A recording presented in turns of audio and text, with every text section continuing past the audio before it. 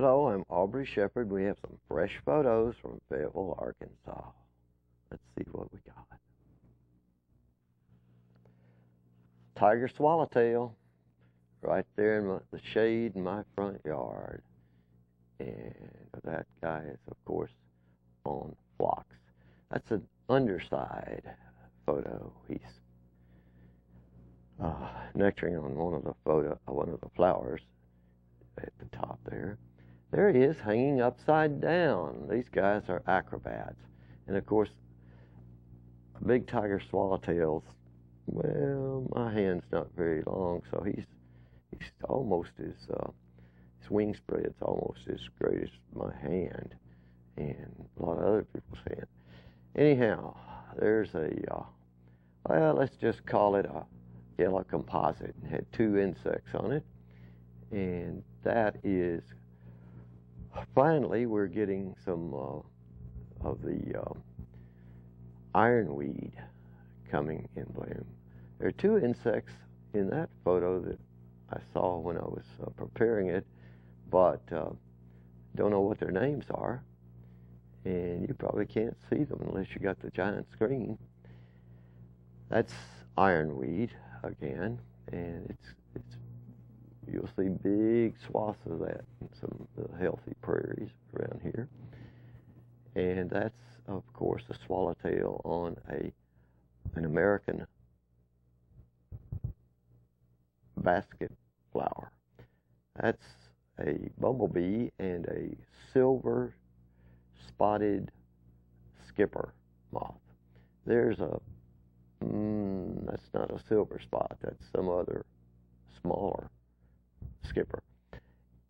That skipper's got a clear wing moth lurking behind him, and there's the clear wing moth. And of course the wings are off in motion, so you seldom see a clear wing moth still. Okay, those are on basket flowers. This is a thistle. This is a native U.S. thistle. You can tell by the white under leaves. The non-natives that are hated so much have green on both sides of the leaves, but the natives thistle has white under leaves. Well, that little guy is what we call not a dragonfly. It's actually a damsel fly, and I made quite a few, and some of them I got in focus. Very hard to focus on those things when the wind's moving the limb and so forth. Till next time, this is Aubrey Shepard asking you to do your part to help keep the water clean, the air pure, and the woods green, and love your pollinators. Hi, it's Aubrey Shepard again with a few more flower photos with a few more insects. Aha! There's a bumblebee on the basket flower, and notice that yellow things on the legs. That's the sort of container of pollen.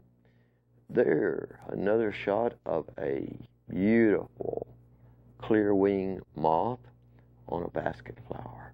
Just caught it for a split second with its wings spread and touching down. They are like hummingbirds. They don't even touch flowers quite often and get a taste. And there's another yellow composite. And okay, so I learned, instead of trying to tell you you've got this, that, and the other, black-eyed or brown-eyed Susan, because you got to count the ray flowers and so forth, just say yellow composite the way my friends do. Okay, another bumblebee, and of course just before it you saw a tiny insect, and it's a predatory insect waiting for something to eat. That bumblebee is actually a carpenter bee. It's different. What's different about it? Well, the main thing you can see is that if you could see under the wings there, and maybe one of these shots you'll get a better view of that, abdomen portion is just solid black and does not have hair on it like a bumblebee. That's the face of the carpenter bee. Looks pretty fierce. Okay, there you can see his abdomen area, the back part of it.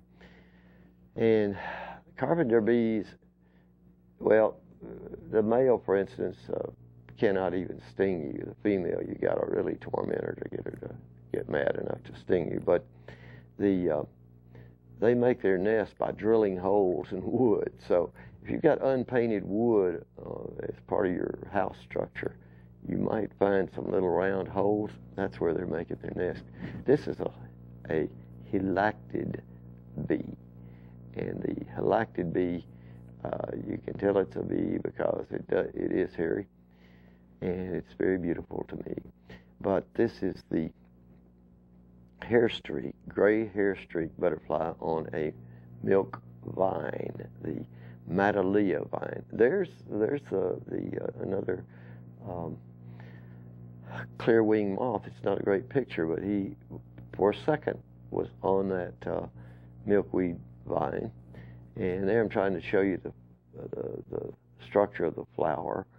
And of course, it's obviously extremely tiny, but it has the characteristic 5 petals of a milkweed, and some of its structures are a little different from most of the milkweed plants. And of course, a heart-shaped leaf, like so many vines, you can just miss it right in the middle of a batch of vines and have several species of vines together with heart-shaped leaves. So this one's distinctive once you learn to recognize it. Matalia baldwiniana. And it's a delight to behold. It doesn't look like much to some folks, but it's pretty important to the monarch caterpillars. And of course, there was another